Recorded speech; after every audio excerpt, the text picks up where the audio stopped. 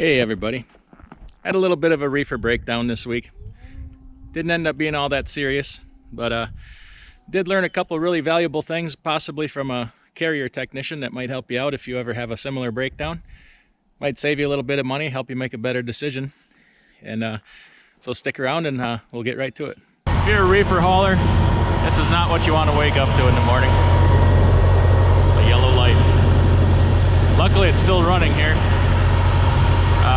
Investigated this a little bit, and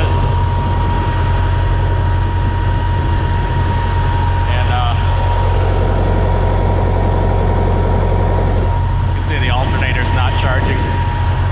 So we got a bad alternator. I checked it out a little bit here and put my multimeter on it. It's definitely not charging. So I'm 150 miles from anywhere I can get an alternator. So I'll show you what I did just for the time being. The previous video I had mentioned carrying, this is a video about winterizing your truck. I mentioned about carrying a good set of jumper cables. There's another good use for them. I just jumped the reefer off the truck batteries, leave the truck run. Truck alternator will keep the reefer running. So couple things here quick I want to show you, then I'll get back in the truck and talk about some things a little bit here.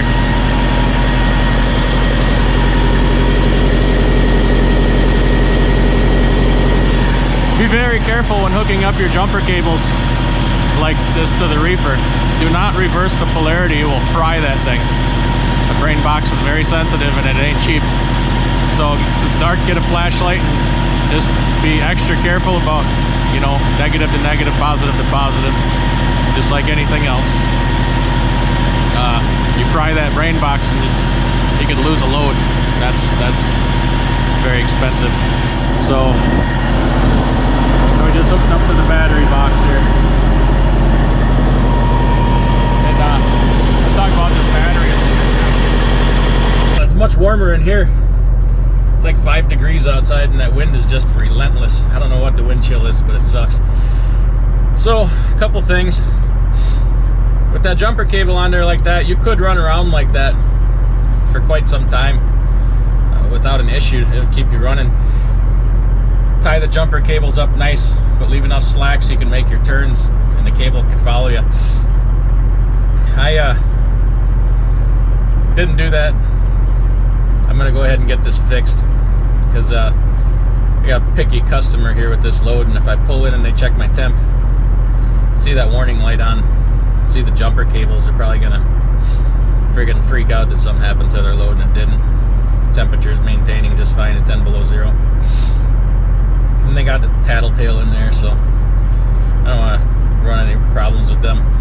So if you're gonna drive around like that, you gotta have it secured really good. One of them alligator clips comes off a battery terminal and starts arcing out somewhere, or crosses polarity, it crosses, you know, touches the other terminal. You could do some real damage.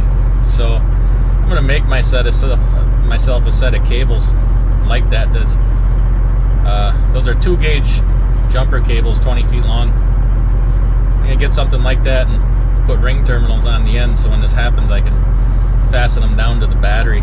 Then maybe splice it in the middle, fasten one end to the trailer, one end to the truck, so if this ever happens I can just splice them together, untie my extra cable, and let it hang there for slack to make the turns. I guess I should carry an extra alternator. Shame on me for not. I got so many freaking parts in this truck, it looks like a used parts store. You can only carry so much. So, you know, what are you gonna do? And so I showed you that sticker on there. I can't stress enough, be careful not to reverse the polarity on that reefer. And everything has a warning sticker like that, but I had a guy at carrier tell me, he says, you will, it's not even might you do damage, you will instantly fry the electronics in that brain box. And he told me how much it cost, but I can't remember, so just be very careful. And now that battery, I couldn't be happier with that Odyssey Extreme battery. When I I went to replace it, there was one in there, and I checked the date on it that they peened into it, and it was 7 years old, 7.5 years old. That's a pretty good lifespan for a battery. And in a situation like this, where I don't know how long that thing was bad while I was sleeping, you know, it could have been several hours, but when you take a traditional lead acid battery and draw it down in a deep discharge, that you can only do that so many times in a lead acid battery, and it's hard on them. That really shortens their lifespan, and they don't honestly have as much capacity to do that as the AGM battery. So that was about a $400 battery, but I could not be happier with it. And in the cold, you know, sometimes the reefer will sit for, you know, more than a week at a time in sub-zero temperature without getting run.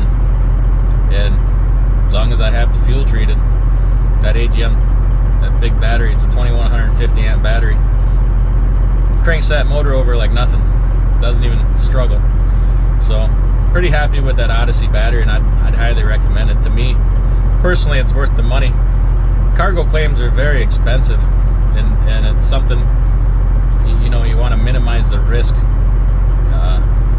You know, most of the time what's inside your trailer is worth more than the trailer itself, so do all you can to ensure not having any cargo claims. I did call for after hours call-in. I found a dealership here in St. Louis. Called around the parts stores. You know, a lot of them closed at 9 o'clock. Called around. Can't get that alternator anywhere. It's a counterclockwise rotation, which is not common for vehicles, so you're not going to get it at Advance Auto or you know, AutoZone or anything like that. It would be a special order, and we don't have that kind of time.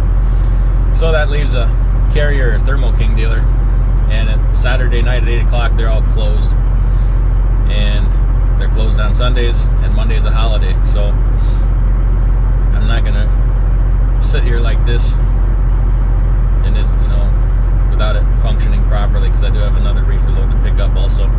So I'm gonna call somebody in, gonna pay an after hours charge, and I have a feeling that it's gonna be the same price if I call them in just to give me the part, or if they put it in.